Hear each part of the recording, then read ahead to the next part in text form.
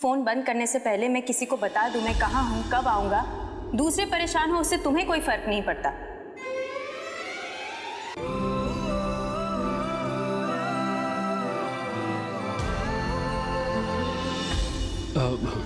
Sorry, वो आजकल दिमाग ही नहीं चल रहा मेरा। तो दिमाग नहीं हेलो। अब तू क्यों हंस रही है? चल। हाँ गुड डे, बाय। तुझे क्या हो गया सुबह सुबह? अरे कुछ नहीं यार, बिना बताए सुबह सुबह गायब हो गया। ऐसा कोई करता है क्या?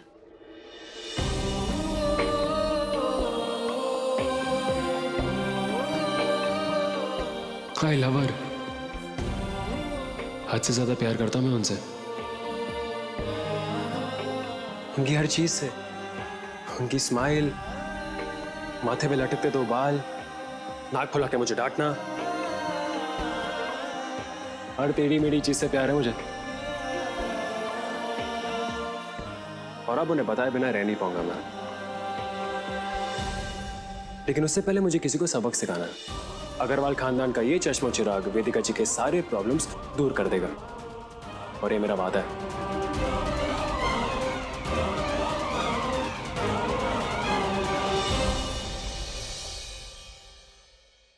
बाढ़ खेत खाएगी तो फसल क्या खाक उगेगी? हमने जानबूझकर कुछ नहीं किया। हाँ, हमने जानबूझकर कुछ नहीं किया। भूल गई पंडित जी क्या कहे थे? कि महीने के चौथे पूर्णमासी को ब्रह्म काल में डूबते हुए तारों की रोशनी के नीचे नर और नारी का मिलन होगा, तभी पुत्र अवश्य प्राप्त होगा। इसीलिए हम सवेरे उठकर जाकर छत पर बिस्तर लगाए, और तुम हो के आई नहीं। सोती रह गई और कहती हो कि हम जानबूझकर नहीं किए। दीपक जी, वो एक दिन कम सो जाती तो क्या तुम्हारी अम्मा मर जाती?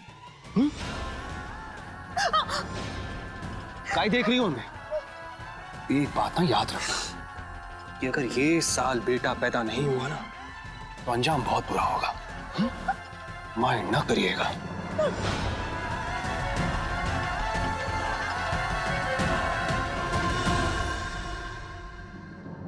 इस घर का चिराग रोशन तो हम ही करेंगे। हमारा बेटा जो असली हकदार होगा हमारी मेहनत से बनी जायदाद का, ना कि वो साहिल जो नाम से अग्रवाल है और काम से निकट्ठू। और जब तक पैदा नहीं होता ना हमारा वारिस, तब तक बड़ी माँ की बेटी को छोड़ेंगे नहीं हम। मैं ना करिएगा।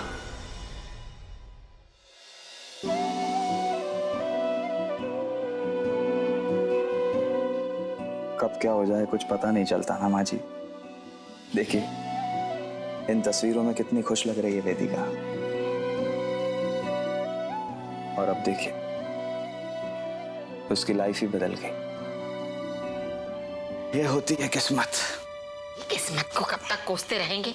जो इंसान खुद के पैर पर खुद ही कुल्हाड़ी मार ले उसका क्या? अच्छा भला जमा जमाया घर था हमारा, लेकिन नहीं, उठाकर दहेज में दे दिया। अब खुद के सर के लिए छत ढूंढती फिर रही है। अरे ये सब उसकी अपनी करनी धरनी है। हाँ, कभी कभी ऐसा करना पड़ता है माँ जी, अपने दिल की सुननी पड़ती है, चाहे इसमें अपना नुकसान ही क्यों ना हो। और इसे मैं वेदिका की हार नहीं मानूंगा, ये उसकी ताकत है। मैं हैरान हूं ये देखकर। दर्द के साथ जीना आसान नहीं होता माँ जी। काश मुझे भी याद था। अरे ऐसा काहे कह रहे हो बेटा? कोई बात है क्या? कोई तकलीफ है तुम्हें? बताओ। जाने दीजिए माँ जी, आप लोग वैसे ही परेशान हैं। मैं और आप लोगों को परेशान नहीं करना चाहता। अरे इतना भी कठोर दिल नहीं है हमारा कि तुम्हारी तकलीफ ना सुन पाए। बताओ तो सही, क्या हुआ? आज 1 साल हो गए हैं उस दुर्घटना को। दुर्घटना? अरे कौन सी दुर्घटना? हम सब, मेरी वाइफ, मेरा बेटा अपनी छुट्टियां मनाकर लौट रहे थे। रात का समय था, हाईवे पे कुछ लड़के बहुत स्पीड से गाड़ी लेकर आए, शायद पिए हुए थे। उन्होंने हमारी गाड़ी में ऐसी टक्कर मारी कि मेरी गाड़ी पलट गई। हे भगवान, सब बच तो गए ना? हम बेहोश थे, हॉस्पिटल ले जाया गया। 2 दिन के बाद मुझे होश आया और पता चला कि बहुत खून बह गया था उनका, और वो बच नहीं पाए।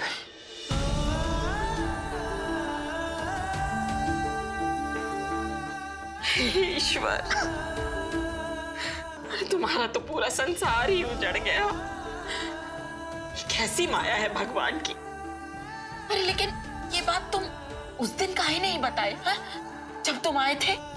कैसे बताते माँ जी, आप और वेदिका पे तकलीफें कम है जो मैं अपनी तकलीफें भी डाल देता। अरे बेटा, मुश्किलों में तो अपने काम आते हैं। बहुत ही जाती हुई है तुम्हारे साथ तो। हमें तो ये नहीं समझ आ रहा कि हम तसल्ली देने के लिए तुम्हें कहें तो क्या कहें। आप लोगों से मिलकर ही बहुत बड़ी तसल्ली हो गई है। शायद इसलिए मैं समझ सकता हूं वेदिका पे क्या बीत रही होगी अनुराग के। हम दोनों एक जैसी चोट खाए हुए हैं और एक जैसी जिंदगी जी रहे हैं। फर्क सिर्फ इतना है कि उसके पास आप और आर्या है और मैं बिल्कुल अकेला हूं। ऐसे काहे कह रहे हो बेटा?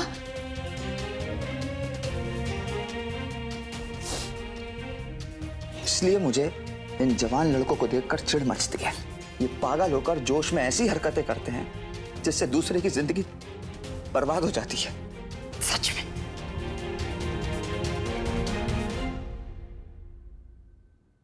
माँ जी, वादा कीजिए ये बात आप वेदिका को नहीं बताएंगी। अरे क्यों? सही समय पर मैं खुद बता दूंगा। अच्छा, तुम कह रहे हो तो नहीं बताएंगे।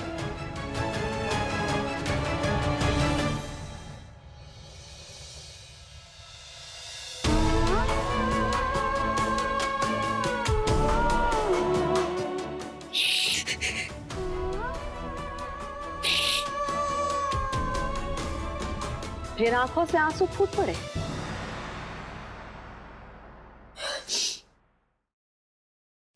क्या हुआ? फिर 4 बात सुना दी है दामाद जी तुमको? नहीं अम्मा, वो बस ऐसे ही। अपने पति को खुश रखना भूल गई हो का? अम्मा, हम जानते हैं, लेकिन दीपक जी। वो का पति हैं वो तुम्हारे, तुम उनकी पत्नी हो। बेटा चाहिए तुमसे, अब तुमसे बेटा नहीं मांगेंगे तो का बाहर वाली से मांगेंगे? ये दूसरी शादी है तुम्हारी और ये शादी किसी भी कीमत पर सफल होनी चाहिए। ये शादी हम तय किए और हम अपने बच्चों के लिए ऐसा कोई रिश्ता नहीं करेंगे जो उनकी भलाई के खिलाफ हो। माँ, क्या आप साहिल के साथ भी यही करेंगी?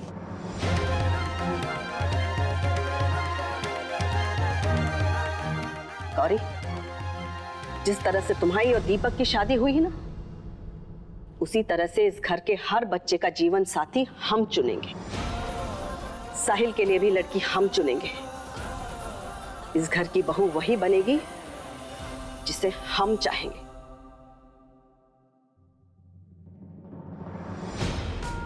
मेरी मर्जी से तय हुआ रिश्ता मेरे लिए सही साबित नहीं हुआ, इसका मतलब ये नहीं कि किसी के लिए नहीं होगा। दुआ करती हूँ कि साहिल को ऐसी जीवन साथी मिले जिससे वो प्यार करता हो, क्योंकि जिस शादी में प्यार नहीं उस शादी में खुशी कभी नहीं हो सकती।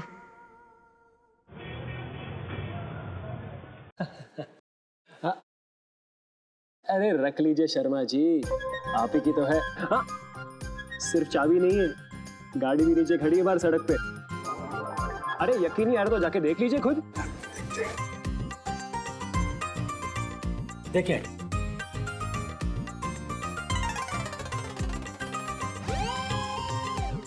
है कि नहीं चकाचक? सही में बेटा, गाड़ी तो बहुत ही बढ़िया है।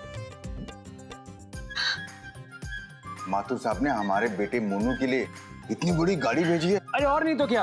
अरे एक बार आपने कह दिया कि सस्ती गाड़ी नहीं लेंगे तो नहीं लेंगे। और वैसे भी हमारे होने वाले दामाद के लिए कोई सस्ता टिकाऊ आइटम थोड़ी ना पकड़ा देंगे हम।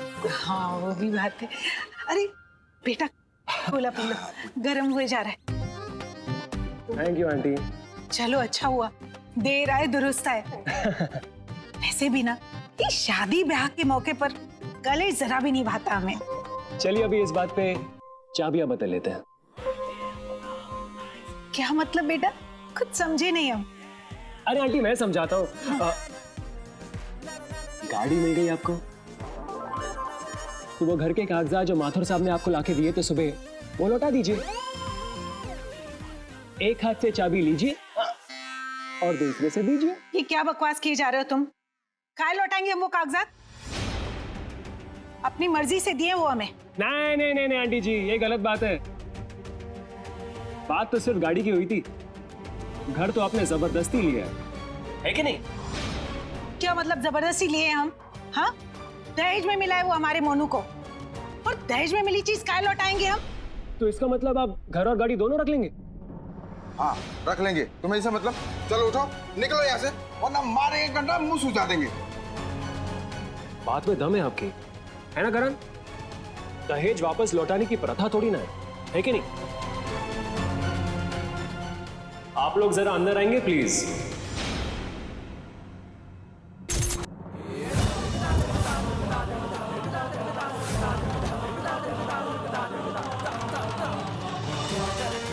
ये लीजिए, इसमें रिकॉर्डिंग है जिसमें इन्होंने खुद अपने मुंह से कहा है कि इन्होंने दहेज लिया है। और अभी इनसे कहिए कि हमारे घर के कागजात लौटा दो। दहेज लेना कानूनन जुर्म है। आप दोनों को दहेज लेने के जुर्म में गिरफ्तार किया जाता है।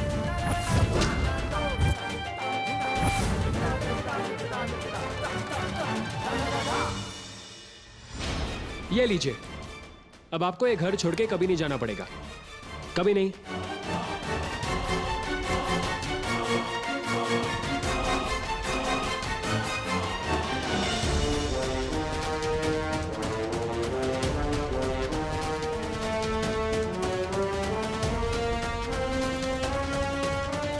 ये पेपर्स तो मैंने निशी के ससुराल वालों को भिजवा दिए थे, तुम्हारे पास कैसे आए? अपनी तारीफ करना मुझे पसंद नहीं है, पर कभी कभार इतना स्मार्ट और इंटेलिजेंट हो जाता हूं मैं कि मैं खुद हैरान हो जाता हूं।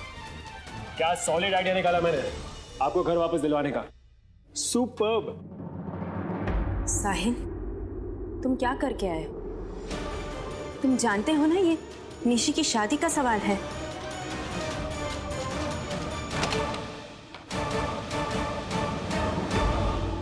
बधाई हो वेदिका जी, अपनी भतीजी की शादी तोड़ने की। अरे यही सब करना था तो सबके सामने नाटक क्यों किया घर देने का? क्या दुश्मनी थी तुम्हारी निशी से? बेटी कहती हो ना तुम उसे, उसका घर उजाड़ते हुए तुम्हें जरा सी भी शर्म नहीं आई वेदिका? पाप लगेगा तुम्हें वेदिका, बहुत पाप लगेगा।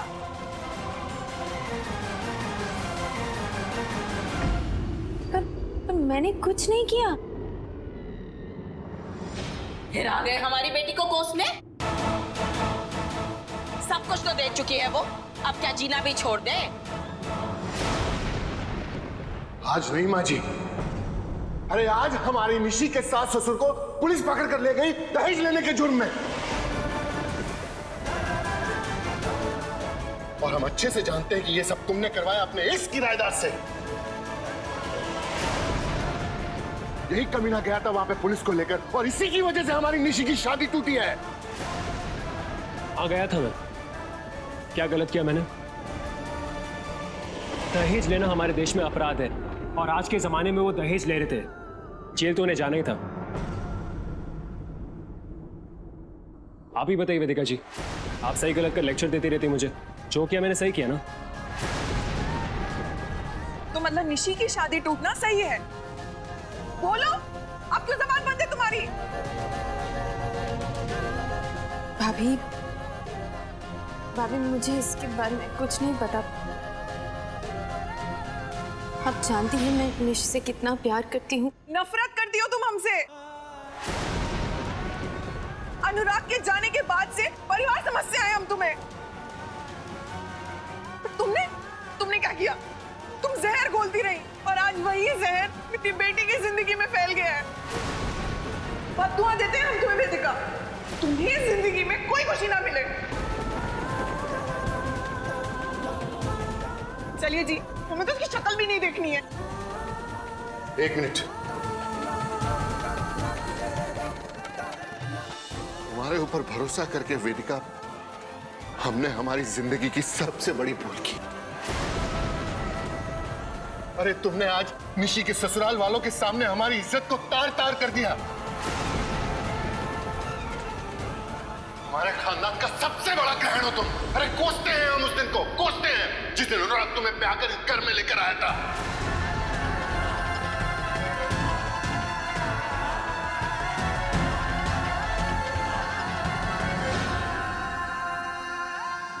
हमसे बकवास की जा रही है आप?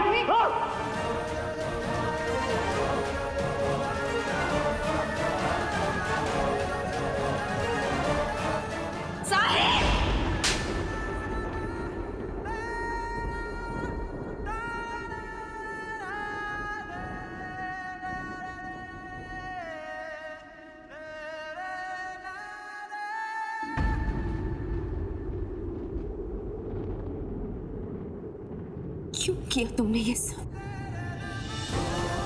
तुम्हें लगता है मैं बेवकूफ हूं और तुम बहुत स्मार्ट हो। हर प्रॉब्लम का हल है तुम्हारे पास। मैंने जो फैसला लिया था अपने मन से पूरे होशो हवास में लिया था। मेरा फैसला बदलने वाले तुम होते कौन हो?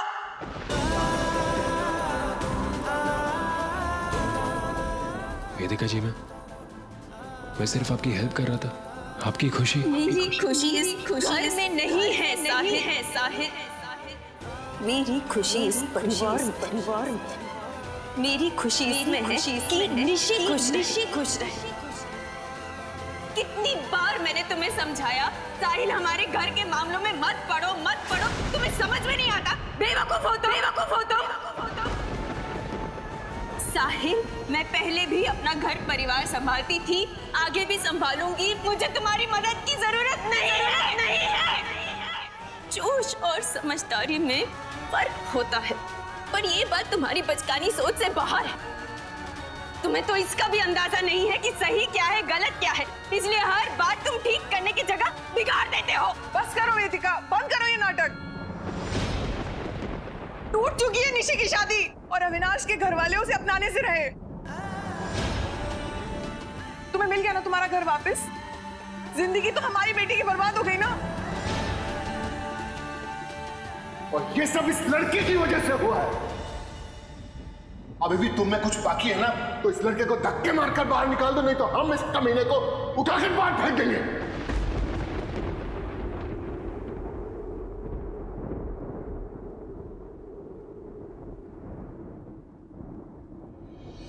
अगर तुम में अभी भी इंसानियत बाकी है तो इसे उठाकर बाहर फेंक दो।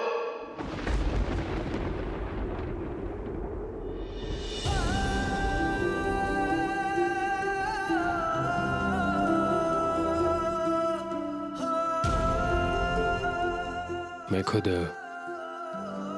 यहां से चला जाता हूं।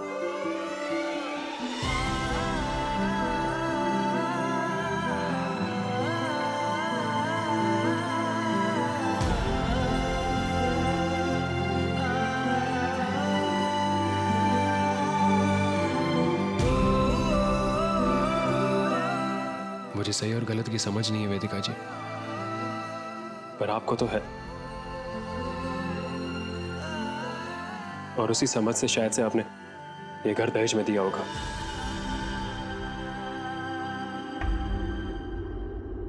पर एक बार आप सोचिए, अगर ये सवाल निशी के रिश्ते का नहीं होता तो क्या आप ऐसा करती?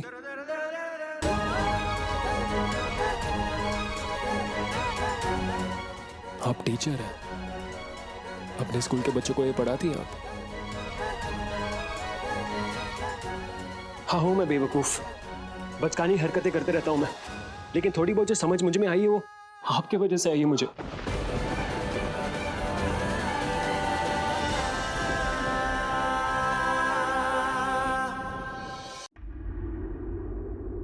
अगर आप मेरी जगह होती तो आप भी यही करती वेदिका जी। और ये बात आप जानती हैं,